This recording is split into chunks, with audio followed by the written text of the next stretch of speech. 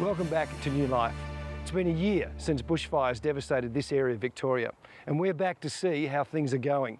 You'll notice that the bush, as it were, is springing back to life. And we also wanted to meet with people and ask them how they're getting on with their lives and how Samaritan's Purse is helping them in that process.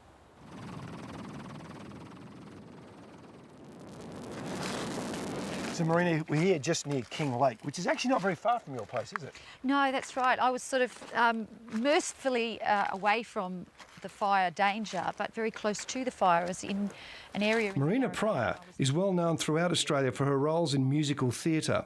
Although not affected by the fires, her role as an ambassador with Samaritan's Purse has seen her helping to care for those who lost their homes and property. It's very hard for me to come back onto this site. My husband and I had many wonderful years here together, and he died just before the fires, and that's compounded the tragedy for me. Lynn Mullins lived here in Yarra Glen with her husband Brian, who tragically died a few weeks before the bushfire destroyed their Pole Hereford stud.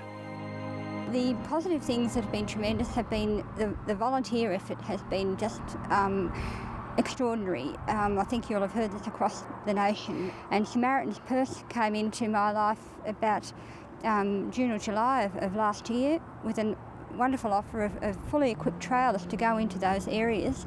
Well, the first thing we did, we assembled kits of tools, because we recognised that people, were going back to their destroyed homes and their properties and sifting through the ashes. So we produced toolkits of shovels and brooms and masks and hammers and screwdrivers and sieves and that, so people could, and then we went from there and did a whole lot of tarpaulin kits, to put over the leaking caravans through the winter, and gave people doormats and that sort of stuff. And then from there we went further on, Carl, to farmers' kits with farming pliers and chainsaws and that sort of thing.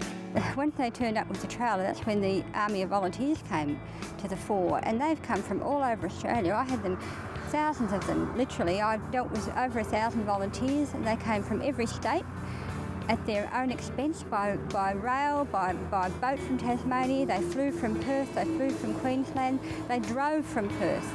They set up their motorhomes. They were just absolutely wonderful people.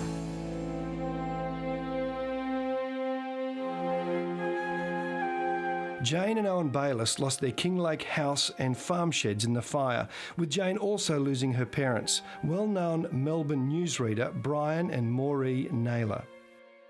We built our house that was just up there about 27 years ago. Wow. My husband is born and bred and has been on the farm all his life. Wow.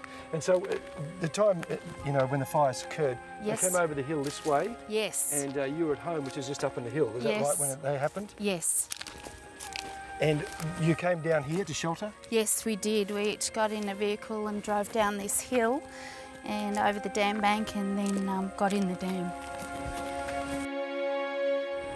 Jane, after the fire, you and your family survived here in the dam. But how did you feel as you got over the event and days afterwards?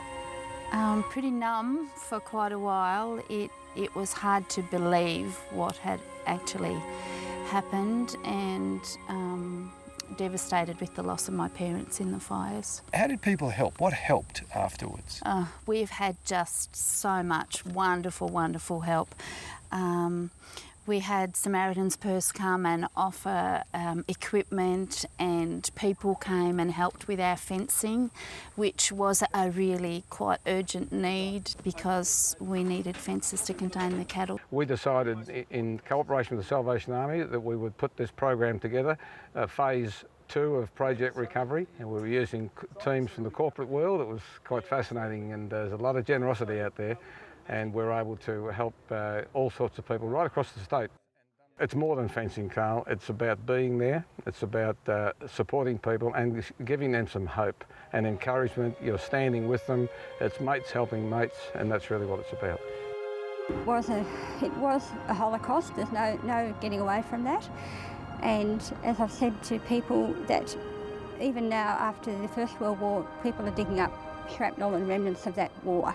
And they're not all buried here yet. There's still a lot of remnants of this fire here. but in our hearts we've got a heck of a lot of shrapnel. And as you go forward, as you look forward, I mean, there's lots to put behind, but what helps you look forward? What helps you go forward? God's faithfulness, His love, just the way He blesses us, puts people in our path to encourage us. He really just has been our refuge, comfort and strength, and He just is my hope for the future.